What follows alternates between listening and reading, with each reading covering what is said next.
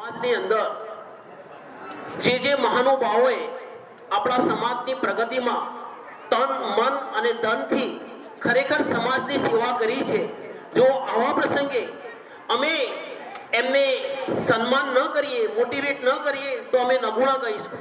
એટલે જે અતિથિ વિશેષની અંદર જે મહેમાનોને હું બોલાવવા માટે જઈ રહ્યો છું, આપણા સમાજની અંદર એમને તન મન અને ધનથી ખિદમત કરી છે, સમાજ એમને પ્રોત્સાહિત કરશે અને સન્માન કરવા માટે એમના માટે શિક્ષણ ક્ષેત્રે અને સામાજિક રીતે પણ એમને ખૂબ જ રીતે આપણને મદદરૂપ થયેલા છે। એમને વિશેષ મહેમાનોનો મોમેન્ટો અને સાલથી આપણે સન્માન કરીશું। સૌપ્રથમ આપણે આપણા જમાતના ભૂતપૂર્વ સેક્રેટરી મરહુમ ઇકબાલભાઈ કુવેતવાળા, જે મક્કા મદીના હજ્જે બેતુલ્લા ગયા હતા અને અલ્લાહને પ્યારા થઈ ગયા, એમને આ સમાજ માટે તન મન અને ધનથી ખૂબ જ ખિદમત કરેલી છે, તો એમનું સન્માન જે છે એમના માટે એમના સુપુત્ર રિયાઝ અહેમદભાઈ અને ડોક્ટર વસીમભાઈને હું વિનંતી કરું છું કે તેઓ અહીંયા આવશે અને એમનું સન્માન જે છે ગુજરાત રાજસ્થાન પ્રમુખ ઇસ્માઇલભાઈ જે છે એમના દ્વારા એમને મોટિવેટ કરશે અને એ મોમેન્ટોની અંદર જે લખાણ છે, પ્લીઝ કમ હિયર, એ મોમેન્ટોની અંદર જે લખાણ છે એ મોમેન્ટો વાંચીને સંભળાવશે। અમારી એજ્યુકેશન કમિટીના મેમ્બર બિલાલભાઈ જે છે એ આવશે અને એ મોમેન્ટો પહેલા વાંચીને સંભળાવશે, પછી જે છે એમના હાથે સન્માન કરવામાં આવશે।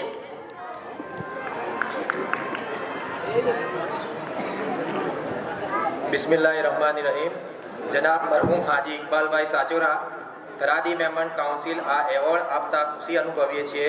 आपनी समाज प्रत्येनी लागणी सामाजिक उत्थान माटे तेमज प्रवर्तमान प्रवाहो तथा आवनार समय समाजने कई दिशामां लई जशे ते माटेनी सतत चिंता अने तेना निराकरण करवानी हमेशा प्रयत्नो रह्या। अल्लाह आपनी आ सेवाओनो बदलो आखिरतमां आपशे। आ एवॉर्ड आपना पुत्र रियाज अहमद ने आपना काउंसिल सहर्ष खुशी अनुभवे छे। रियाज अने डॉक्टर वसीम साचोरा।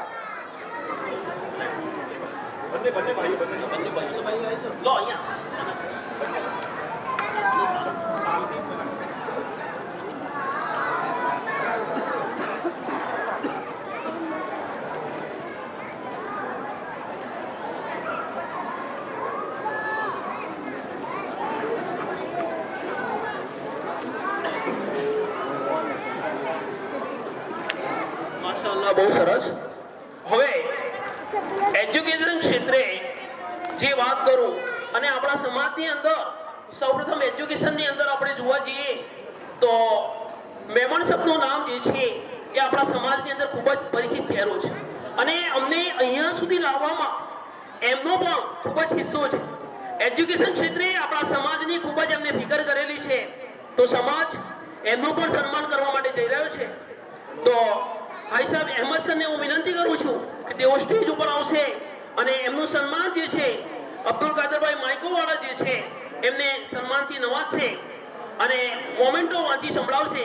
અમારી એજ્યુકેશન કમિટીના મેમ્બર ભાઈ સાહેબ ઇલિયાસભાઈ જમજમવાળાને હું વિનંતી કરીશ કે મોમેન્ટોમાં જે લખાણ છે એમના માટે એ લખીને આપણને વાંચી સંભળાવશે। ભાઈ સાહેબ ઇલિયાસભાઈ જમજમવાળા।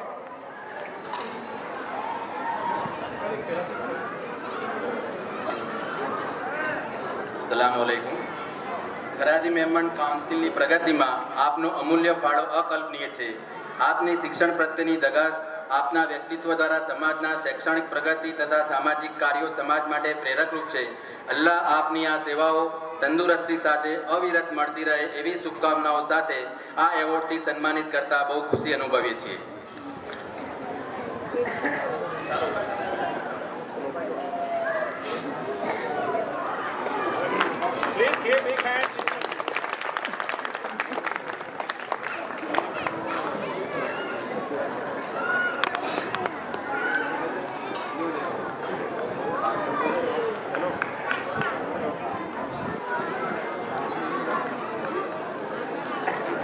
માશાઅલ્લાહ, ખૂબ જ સરસ Memon sir, thanks.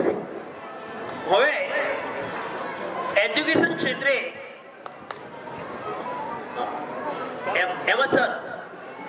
Ahmed sir please.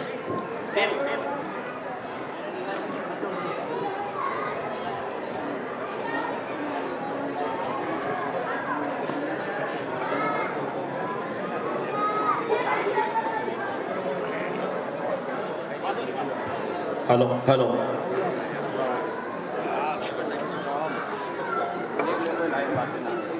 अस्सलामु अलैकुम.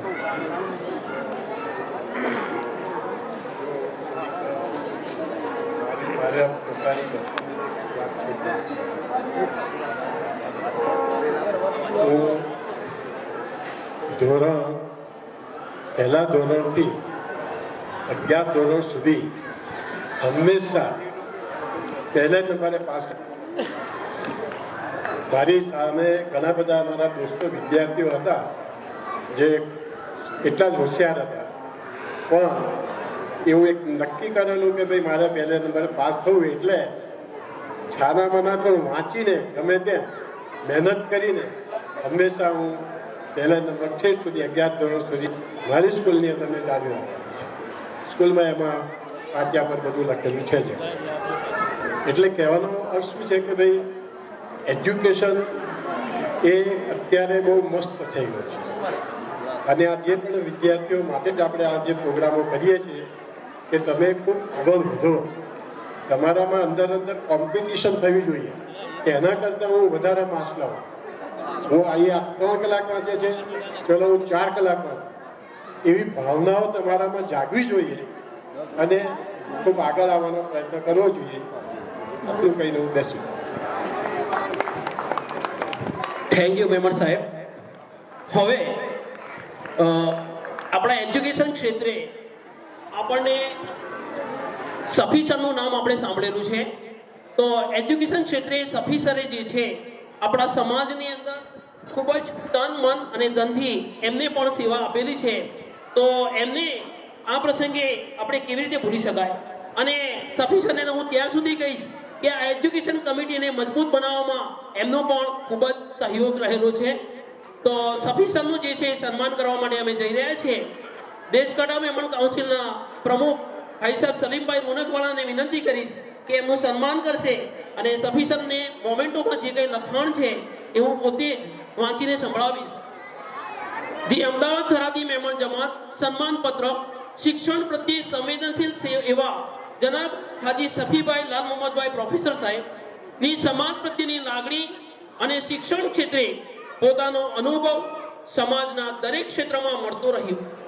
આપની આ ઉત્કૃષ્ટ કાર્ય અને આપ સમાજમાં શિક્ષણનો વ્યાપ વધે એ માટે સતત પ્રયત્નશીલ છો. આપની આ સેવાનો લાભ હંમેશા મળતો રહે એ બદલ સમાજ આપને આ એવોર્ડ એનાયત કરતા ખુશી અનુભવે છે.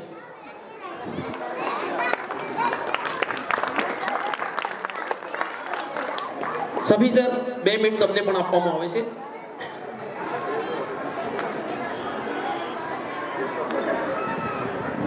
અસ્સલામુ અલૈકુમ. મને બાંધી લીધો છે 2 મિનિટ આપવા માટે. હું 2 મિનિટ કરતાં વધારે નહીં બોલીશ, પણ ગયા વખતે જે વાત કરી હતી એ જ વાત કરીશ કે આ જે પ્રોગ્રામ જે સક્સેસ થયું છે એના પાછળ 3 મુદ્દાઓ છે. દર વખતે હું એ જ બોલું છું. એક તો તમારું ઇન્ટેન્શન ગુડ હોવું જોઈએ, નેક ઇન્ટેન્શન હોવું જોઈએ. It should be to make all mighty Allah happy, અને જે આપણે જોઈ રહ્યા છીએ. બીજો છે હાર્ડવર્ક અને વિથ ડિસિપ્લિન. જે દરેક પ્રોગ્રામમાં હું આ જ બોલું છું, hard work with discipline. Rafiq sir અને આ લોકો લાસ્ટ ટાઈમ બી મારી જોડે કામ કર્યું. અમને બહુ સરસ રીતે મહેનત કરી અને આ વખતે પણ મેં એમને શુભેચ્છા આપી હતી. અને એ હાર્ડવર્ક અને ડિસિપ્લિન જે કામ કર્યું છે એનું તમે અત્યારે રિઝલ્ટ જોઈ રહ્યા છો. મિત્રો, વિદ્યાર્થી મિત્રોને પણ મારે એ જ કહેવાનું છે કે જો તમારે જિંદગીમાં સક્સેસ થવું હોય ને તો હાર્ડવર્ક વિથ ડિસિપ્લિન અને વિથ ગુડ ઇન્ટેન્શન. અને ત્રીજી, કુરબાની. આ લોકો જે કુરબાની આપી રહ્યા છે જોઈ રહ્યા છો. રફીક સર કુરબાની આપી રહ્યા છે. રફીક સરની સાથે જે ટીમ છે આખી ટીમ કુરબાની આપી રહ્યા છે. લાસ્ટ ટાઈમ મિત્રો તમને કદાચ આશ્ચર્ય થશે કે લાસ્ટ ટાઈમ આ પ્રોગ્રામ મેં આ લોકોના સાથે કોન્ટેક્ટ કર્યો હતો અને really I got very good experience. Dedicatedly they use to come in time. જ્યારે બી એમને જે ટાઈમે બોલાવતો મેં એક જ વસ્તુ કહ્યું હતું કે ભાઈ જો મારી સાથે કામ કરવું હોય કે હું એક ઝેવિયરાઇટ છું, મેં એમ કહ્યું કે ભાઈ ડિસિપ્લિન સાથે કામ કરશો તો ઇન્શાલ્લાહ સક્સેસ થશો. અને એ તમે અત્યારે રિઝલ્ટ જોઈ રહ્યા છો. Thank you.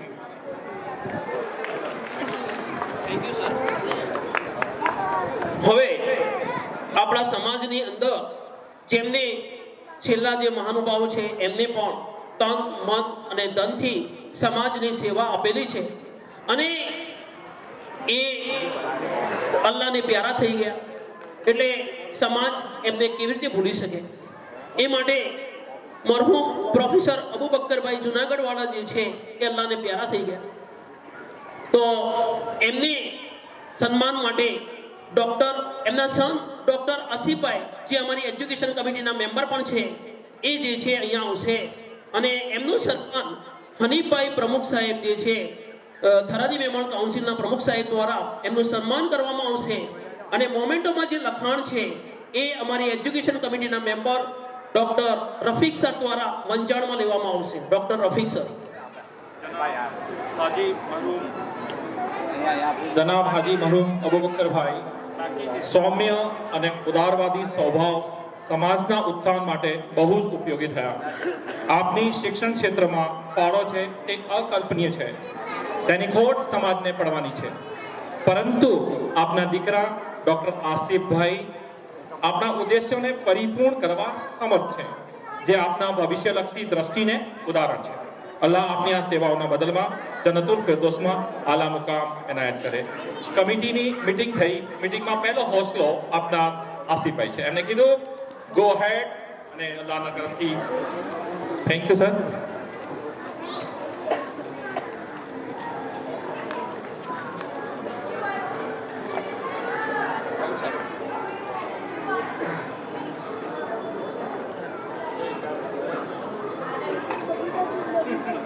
Doctor Yakub sir, doctor M Y Memon સાહેબ જે છે બે શબ્દો પણ બોલશે.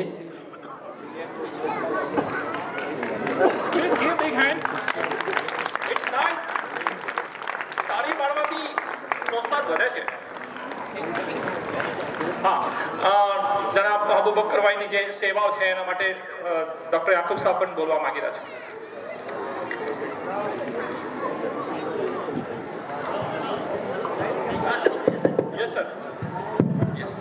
અસ્સલામુ અલૈકુમ. હું ફક્ત એટલા માટે મેં માઇક માગ્યું છે કે નાનપણથી લઈને અત્યાર સુધી એ મારા દોસ્ત પણ, ભજીન પણ અને બનેવી પણ છે હતા. અને એમની જે લાઈફની હિસ્ટ્રી તમે જોયું હોય તો એટલું બધું પ્રોત્સાહિત છે કે જે માણસ, એમ કે આ માણસ કહે છે કે પૈસો નથી, અને બહુ જ એવી કન્ડિશનમાં એ ભણ્યા કે સવારથી સાંજ દૂર હતું. એમને એના પાસે જે 5 જ કિલોમીટર અને 15-10 કિલોમીટર ચાલીને જતા અને આવતા, અને એવું ત્યાં 7 ધોરણ સુધી ભણ્યા. ત્યાર પછી એમ કે હિંમતનગર ભણ્યા, ત્યાર પછી એ બીએસસી કરી અને ઉદયપુરમાં પણ મારી સાથે રહ્યા. એટલે મારે ખાસ કહેવાનું એટલું જ છે કે એ માણસે એટલો બધો અથાગ પ્રયત્ન કર્યો, અને સાથે ફક્ત પ્રયત્ન અને મહેનત નથી, પણ એવી કન્ડિશનમાં કે જેમને તમે જોઈને દયનીય થાય કે આવી કન્ડિશનમાં પણ આપણે જ્યારે કહીએ છીએ કે પૈસો હોય તો જ આપણે આગળ વધી શકીએ.